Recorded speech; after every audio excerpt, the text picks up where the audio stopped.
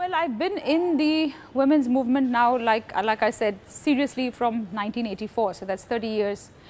And yes, I do see a big change that has happened from the time when I entered and the time that, right now. And I think a good example that I could give you is the whole gender policy, which has been brought out by the Catholic Bishops of India, which I believe is a landmark document, not just in India, but also in the Universal Church. And I say this because I have been closely associated with the bishops.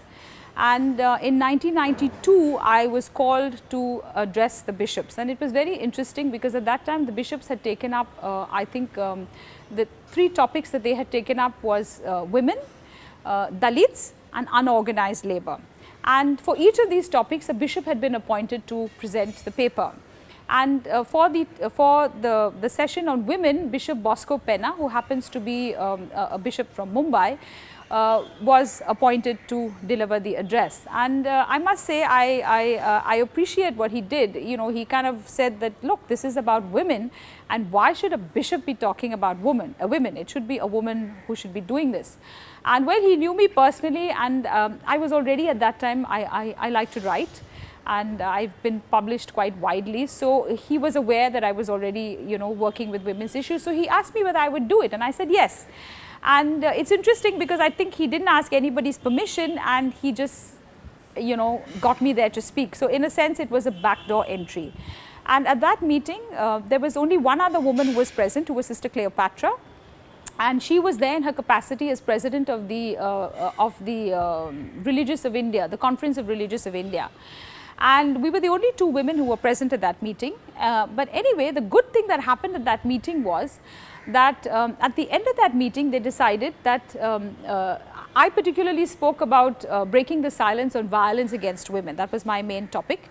And at the end of the bishops always bring out a statement and they have recommendations. And one of the recommendations was that they would have a women's desk, okay, at the CBCI, that the Catholic Bishops Conference of India.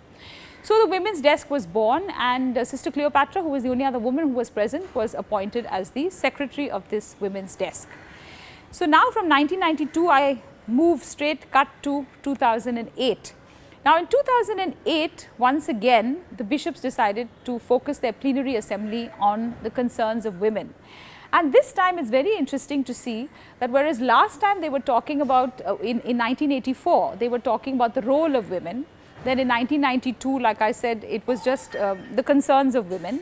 And now in 2008, they had already moved to the empowerment of women in church and society. So I already see that very happy, pleasant shift.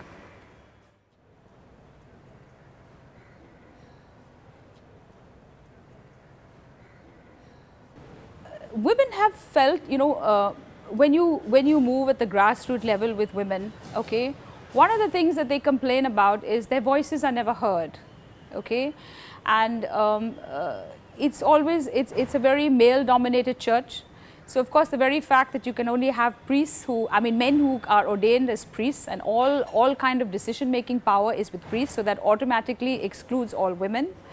So that, of course, is a big problem. Then for women religious, I think a lot of their problem has been, we have a huge force of women religious in the church, and they're doing tremendous work at the grassroots level. But very often, they have to get the okay of the bishop to function, first of all, in his diocese. Then sometimes if they team up with, let's say, men religious congregations, I remember one of the complaints has always been, we women do all the work, but the men religious take all the credit because it's their project, So these are some of the things that women feel a bit strongly about. And also, I found there were a lot of problems with women religious because they always feel that they are, looked down on and sort of not given the equal status that priests enjoy in the church, So these are some of the things. And in parishes, of course, like I've told you, there's no women in decision making. I don't even know whether women have, women have realized, when I say women, I mean the women in the pews, whether they've realized that they are not, shall I say, you know, that their subservient role is, you know, that they are subservient, you know, they just see it as natural, this is the order of things. And I think this is one of the challenges of the women's movement in the church, to make women aware of their dignity, okay, and their right to equality as persons, individuals, and as people in the church. Okay. So, yeah, and we've also struggled with many issues. So, for instance, inclusive language is a topic which we struggle with, and it's still not something that has been taken up in a big way. We have also struggled with the whole aspect of how we address the whole issue of sexual abuse when it happens in the church.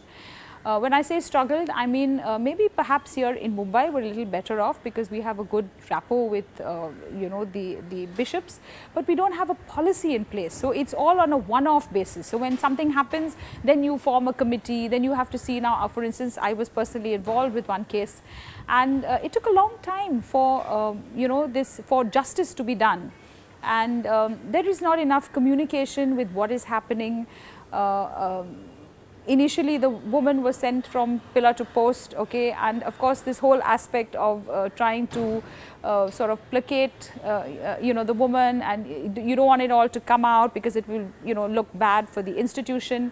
But I'm happy to say that, you know, there has been a change in that now. So yes, there is, you know, a body was created to, a kind of a committee was created to look into the matter, and this matter has been resolved. But the problem is, again, not enough communication in terms of the people who are involved with this, or even the victim herself, in terms of what is happening to the person who has been found guilty of abuse.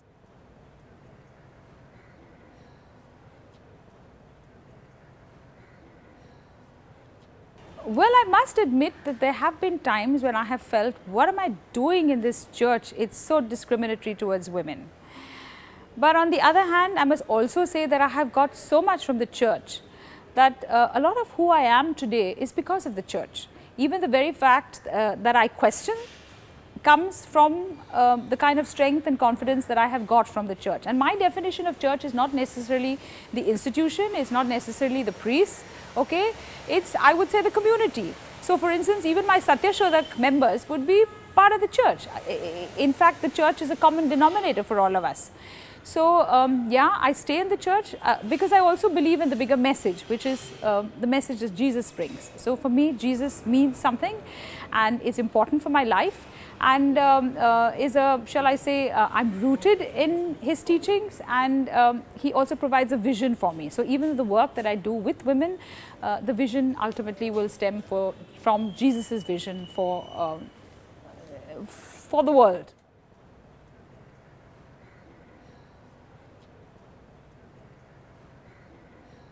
We had this terrible gang rape in 2012 in Delhi, and the entire country was up in arms, okay?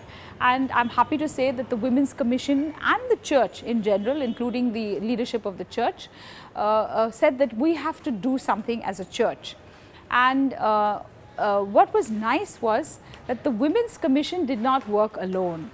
They had all the commissions working together with the Women's Commission. So, you had the Commission for Family, you had the Youth, you had whatever, the liturgy, the social justice, they were all in on this. So, we had this common meeting, and you know, we strategized as to what would be our response to this, and we came up with this campaign, which again was only possible because all the commissions had got together, and because we also had the whole backing of the Cardinal.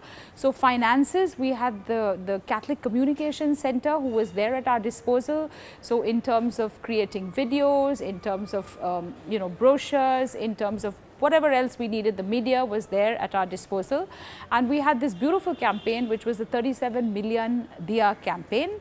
And this was to focus on the 37 million women who are missing, okay, in India, and missing because of various reasons. Could be female feticide, it could be dowry deaths, it could be the poor ill health of women, it could be the secondary status of women. So, all of these are reasons why women are put down. So, we had this very concerted program to create awareness about the issues of women, and I think this was really good.